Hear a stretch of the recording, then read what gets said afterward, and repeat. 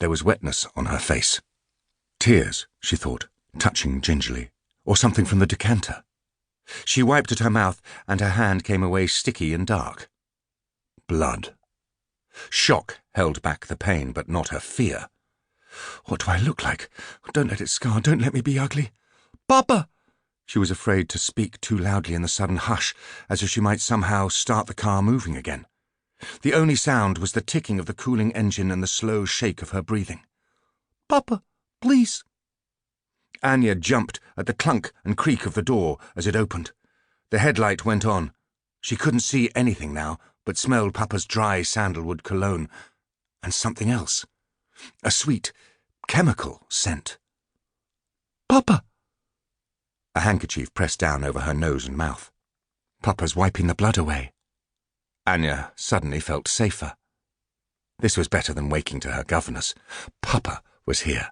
He would make things better. Her skin grew cold and stung. An antiseptic, of course. She was feeling so sleepy.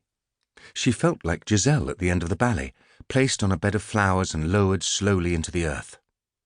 Each night she descended breathless into the warm paraffin light of the understage, to the smell of Parma violets and wood shavings, waiting for the wave of applause to break in the auditorium above. But now she felt herself floating into a stronger, deeper darkness, beyond the audience, beyond anything. Ivan Kalashnikov took the chloroform pad from his daughter's bloody face and wiped tears from his eyes.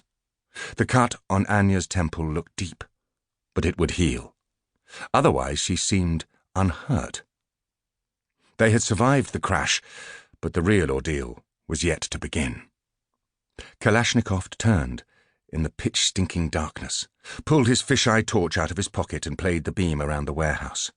He'd failed to stop the car in the position he'd rehearsed. Well, small surprise. He was an architect, not a racing driver. Outside he could hear the distant chug of a tug on the Thames, and quarrelling of drunks. Sweating, panting for breath, he set his shoulder to the driver's doorframe and pushed the streamline slowly forwards, leaving it to rest beside a towering stack of scaffolding poles. He felt sick. The poles were leaning precariously against a mouldering concrete pillar, just as he'd left them. Everything was prepared.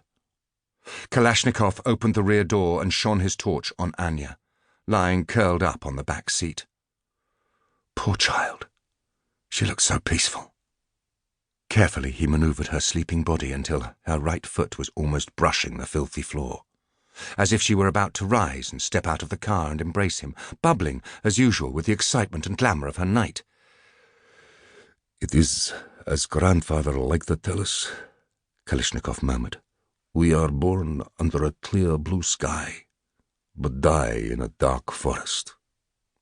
Slowly, deliberately, he pushed the car door half-closed against his daughter's protruding leg. Then he walked towards the heavy scaffolding poles. He stood, frozen still in the darkness, for many minutes. His breathing grew huskier. He shook his head. Hopeless. Helpless. Finally, shaking and sobbing, he slammed his palms into the stack of scaffolding poles. With a tortuous twist and the scrape of metal on concrete, they toppled slowly, then smashed against the automobile with an unholy clamour. The door was thrown closed onto Anya's calf.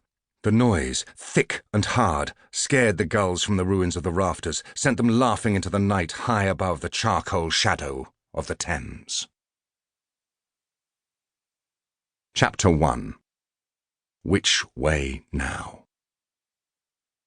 James Bond hid in the shadow of the War Memorial, aware that his time was running out. He had to locate the target before it was too late. 21 steps north, 32 west. He looked up from the list of directions in his hand, glancing quickly around in case he was being watched. No one in sight. Yet. James moved on from the War Memorial, its looming figure of a fallen officer like a warning, as he carefully counted his strides. 21 steps north would take him into the parade ground, overlooked by windowed walls of ornate castellated sandstone.